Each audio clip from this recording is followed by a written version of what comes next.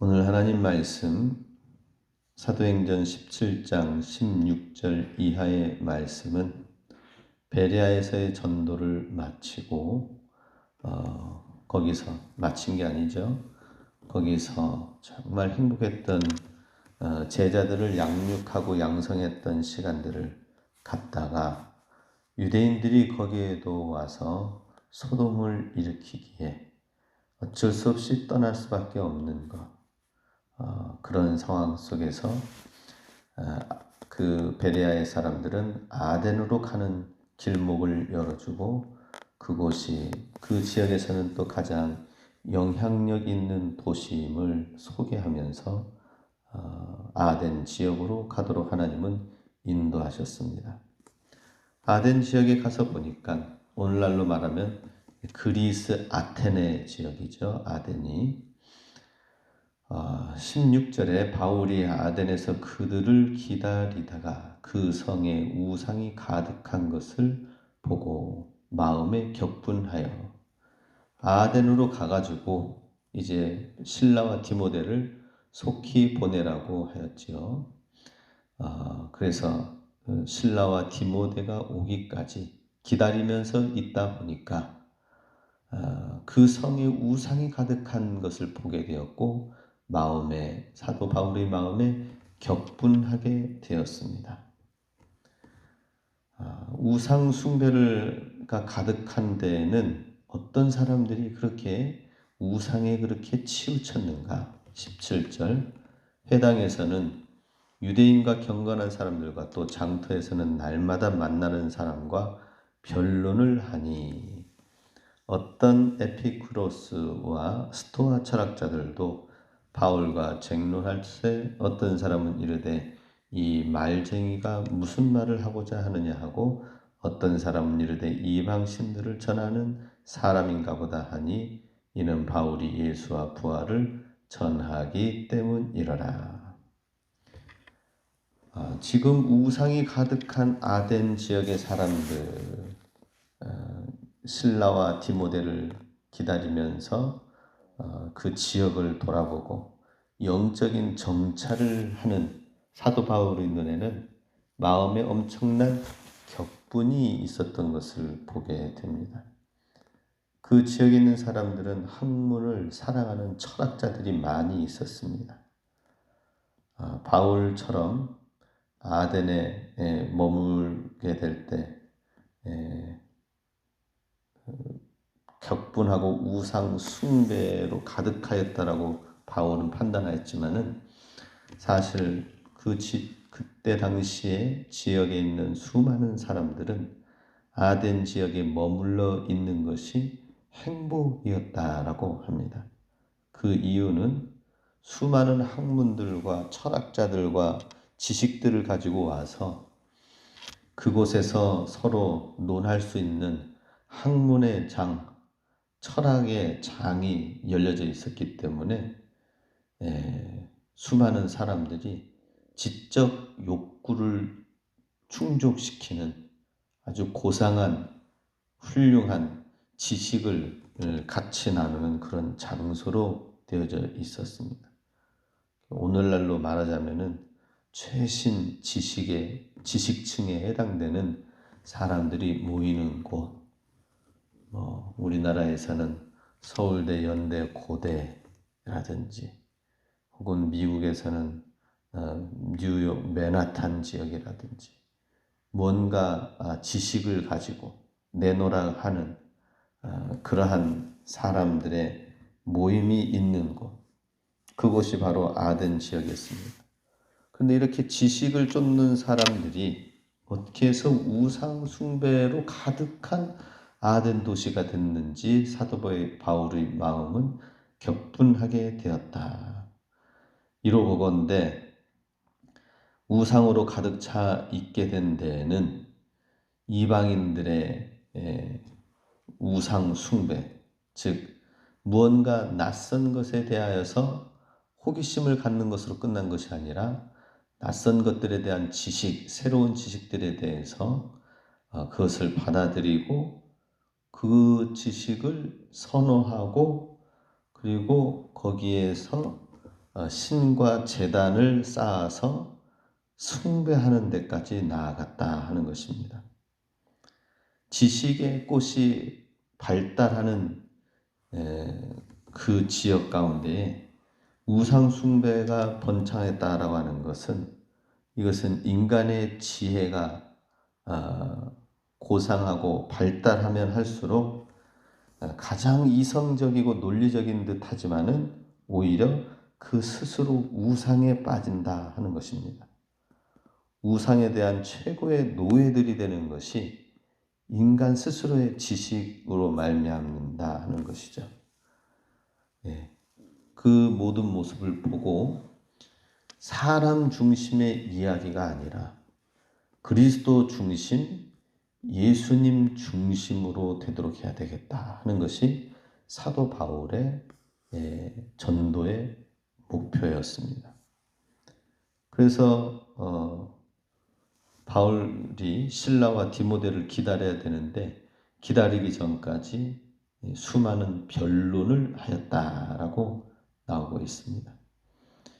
이 변론하는 과정에서 유대인들과도 변론을 하였고 장터에 나가서 수많은 사람들을 만났고 또 거기에서는 또 에피쿠로스와 스토아 철학자들도 만나서 쟁론하였다라고 나오는데요.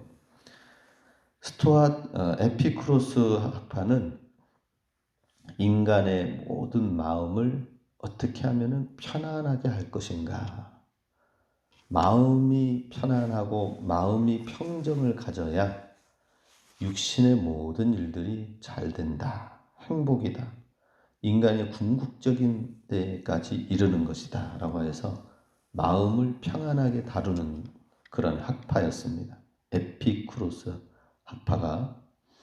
그런데 마음을 평안하게 한다고 하더니 결국에는 마음의 평안이 곧 육체의 쾌락으로 흘러간 것이 에피쿠로스 학파입니다. 마음을 평안하게 하는 것이 무엇이냐? 보니까 육체의 쾌락의 삶으로 나아가니까 마음이 즐겁고 좋더라. 이쪽으로 결론이 나게 된 바죠. 사실 육체적인 쾌락으로 나아가면은 허무한 생각밖에 더 들겠습니까? 그래서 이것이 바로 우상 숭배가 된다는 것입니다. 인간의 지식으로 찾아갔던 그것이 마음의 평안이 최고다라고 한 것이 육체적인 쾌락으로 흘러가게 된 것이죠. 스토아 학파는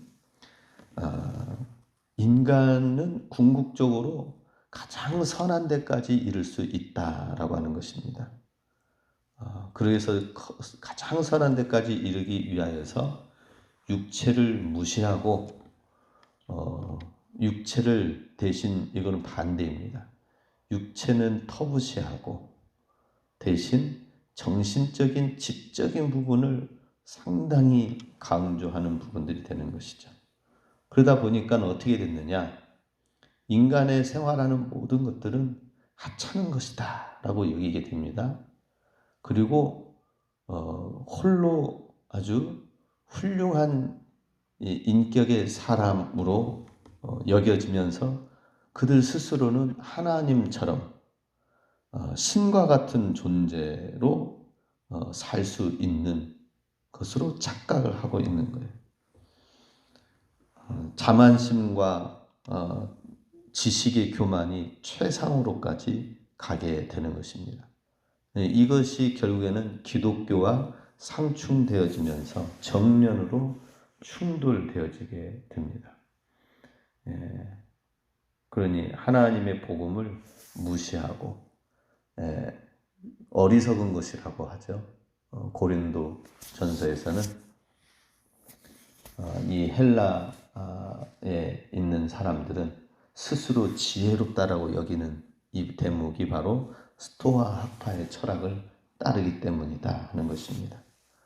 스스로 지혜롭게 여기고, 오늘날에도 교회를 다니면은 세상 믿지 않는 사람들이 두 부류가 있는데 바로 에피쿠로스 학파와 스토아 철학자입니다. 두 부류로 나눌 수가 있습니다. 에피쿠로스 학파는 교회 뭐 나가냐, 인생 한번 재미 보고 내 즐겁게 내 행복 찾으면서 살면 되지, 그 구찮게 힘들게 교회 다니느냐 하는 것이 바로 에피쿠로스 학파입니다. 자기 행복에 자기 열심에 찾아 나가는 사람들. 그리고 스토아 학파는 무엇이냐? 교회 다니는 사람들은 무언가 부족하기 때문에, 무언가 연약하기 때문에 교회 다니고 하나님 믿고 그러는 거지. 나는 신은 절대 믿지 않는다. 나는 내 자신을 믿는다. 내 주먹을 믿는다. 이런 사람들이 스토아 학파의 부류에 해당된다고 볼 수가 있습니다. 그러니 사도 바울이 보니까 이렇게 전에도 저렇게 전에도 하나님의 복음 예수 그리스도, 인간 중심적인 생각 사상은 우상으로 치달을 수밖에 없고 하나님을 대적할 수밖에 없지만 예수 그리스도 중심으로 나아가야 될 것을 말하였거든요. 그래서 예수와 부활을 전하였다라고 18절 하반절에 이야기를 하였습니다. 그랬을 때 그것을 받아들이지 아니하고 많은 사람들이 20절 내가 어떤 이상한 것을 우리에게 우리 귀에 들려주니 그 무슨 뜻인지 알고자 하노라. 그냥 호기심만 가지고 있지, 베레아 사람들은 이것이 하나님의 말씀이구나, 그 말씀이 정말 그러한지 우리 삶 가운데에서도 적용하고 우리 삶 속에 하나님의 진리를 발견하도록 하자 해서 배워나가는 그 열심과 열정이 있었다면은 이 아덴 지역의 사람들은 데살로니가 사람들처럼 경계하고 완전히 대립으로 나아가는 것은 아니지만은 그것을 다 받아들인 듯 하지만은 새로운 것에 대한 호기심, 그것이지 하나님의 진리의 말씀에 목말라서 오는 것이 아니다라고 하는 것입니다. 오늘날도 교회에 나올 때에, 주일날 하나님의 말씀을 들을 때에, 하나님 예배드리며 말씀을 들을 때에 귀를 만족시키려고 오는 성도들도 꽤 많이 있다는 것입니다. 오늘은 새로운 들을 만한 이야기가 있네. 어떤 분은 이런 분이 있었습니다. 농협 기술 과장에 해당되는 분이셨는데, 센터장에 해당되는 분이셨는데 교회에 나와서 열심히 듣고 받아 적고 갔어요. 그런데 믿음이 조금 들어가는 듯 하지만 사실은 그 중에 나오는 예화라든지 그 중에 나오는 명언이라든지 교훈이라든지 이런 걸 해가지고 본인이 그 직원들을 가르칠 때에 좀 써먹으려고, 그래서 열심히 받아 적습니다 라고 얘기를 하더라고요. 그것도 어떤 면에서는 또 열심인 듯 자세가 돼 있는 듯 하지만은 사실은 내 영혼을 위한 직접적인 진실한 어떤 받아들임의 믿음의 모습은 아니죠. 많은 사람들이 길을 가렵게 하기 위하여서, 가려운 길을 긁기 위해서 말씀을 듣고 예배를 듣는 경우도 많이 있다는 것입니다. 베레아 사람들처럼 하나님의 말씀을 이것이 그러한가 상고하는 모습이 아니었다는 것이죠. 새로운 것을 말한다. 이것을 듣기 위해서 우리가 한번 좀 아레오바고 이 집회 장소에서 한번 얘기를 들어보고 싶다라고 하는 것이죠. 그러니 아덴 사람들은 새로운 유행, 새로운 어떤 사주면은 관심이 있다라고. 아덴 사람들은 유행에 상당히 민감한 사람들입니다. 조금 듣다가 실증 내는 사람들. 하나님의 진리의 말씀, 나 성경책 한두 번 읽고 성경 말씀 난 다 알아. 그러면서 성경책 닫고 덮고 지내는 사람들, 믿는 자들 중에도 있고요, 믿지 않는 사람들 가운데도 있습니다. 전도하다 보면은 저도 성경책 압니다 하면서 믿지 않는 사람들 가운데 저도 성경책 좀 읽었습니다. 몇 번 읽어서 성경책 압니다 라고 하는데, 이야, 어떻게 그 깊이 있는 걸 다 아시는지 모르겠지만은 성경책, 성경 내용 본인들도 다 안돼요. 그게 바로 아덴 사람들의 모습입니다. 뭔가 새로운 유행에 대해서 한번, 성경 바이블은 전 세계 베스트셀러니까 이 정도는 읽어줘야지, 무슨 내용이 있는지는 알아나 두자 해서 읽는 사람들, 어설프게 읽은 사람들이 나중에는 하나님의 복음을 받아들이는 데에 아덴 사람들과 같다라고 하는 것입니다. 그래서 바울을 갖다가 무엇이라고 하느냐 하면은 18절에 말쟁이라고 합니다. 이 말쟁이가 무슨 말을 하고자 하느냐 한번 드러나 보자라고 하는 것이죠. 말쟁이라고 하는 이 말 뜻은 쓸데없는 말을 마구 짓거리는 수다쟁이다라고 하는 뜻이 있습니다. 즉, 길이나 밭에 가서 흙에 덮이지 않는 씨앗을 쪼아먹기 위해 여기저기 다니는 작은 새들이 에게 사용되는 말이 바로 이 말쟁이입니다. 작은 새들이 이게 벌레인지 모래인지 깨알인지 먹고 뱉고 곳곳에 다니면서 그러거든, 쪼아대거든요. 얼마나 톡톡거리면서 작은 새들이 쪼아 먹습니까? 마치 그런 것처럼 사도 바울을 어디서 이런 걸 배워가지고 와서, 이런 잡다한 지식을 배워가지고 와가지고 뭔가 새롭게 얘기하는 것처럼 하는데, 한번 드러나보자 하면서 사도 바울을 말쟁이라고 하였습니다.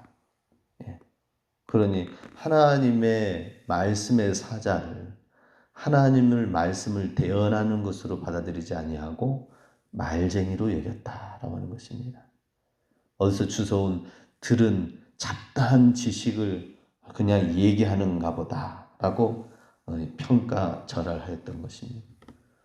우리도 잘 돌아봐야 됩니다.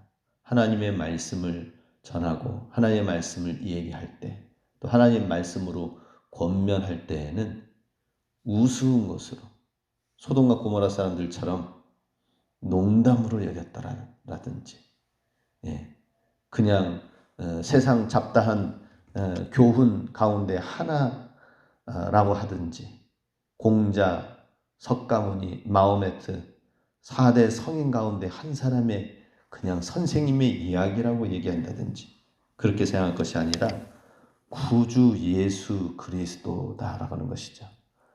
나를 구원하실 분의 말씀으로 여기고 내 삶에 적용해야 될 하나님의 말씀, 상고하는 베레아 사람들의 모습이 있어야 된다 하는 것입니다. 중국 사람들이 그렇다고 합니다. 중국에 있는 지하교회 성도들이, 요즘에 많은 사람들이 지금 핍박 가운데 있지만은 사실은 엄청난 핍박 속에서도 하나님의 말씀을 간절히 사모하고 그 말씀을 배우려고 사흘길 혹은 일주일길을 걸어서 자전거 타고 와서, 그래가지고 며칠 숨어가지고 그 집에서 공안에게 발각되지 않도록 하기 위해서, 뭐 이런 얘기는 많이 이제는 알려졌죠.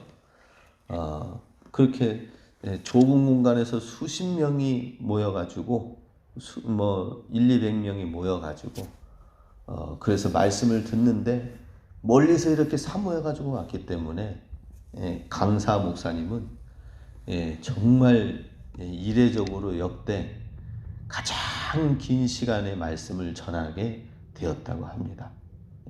아침부터 저녁까지 쉬는 시간, 화장실 가는 시간, 식사하는 시간 빼고는 계속 말씀을 전하는 시간, 말씀을 듣고 사모하는 시간. 그러니 하나님의 진리 지식의 말씀을 들은 어떤 목사님이 60대의 선교사로, 노년의 선교사로 중국에 가셨거든요. 그 목사님이 한국에서는 성경 말씀을 정말 깊이 있게 깨가지고 저도 강사로 언제 한번 모셨었는데, 그런데 이분이 한국에서는 사람들이 그 말씀의 깊이를 계속 따라오다가 지쳐버리고 금방 포기한대요. 쉽게 받아들이지 않는데.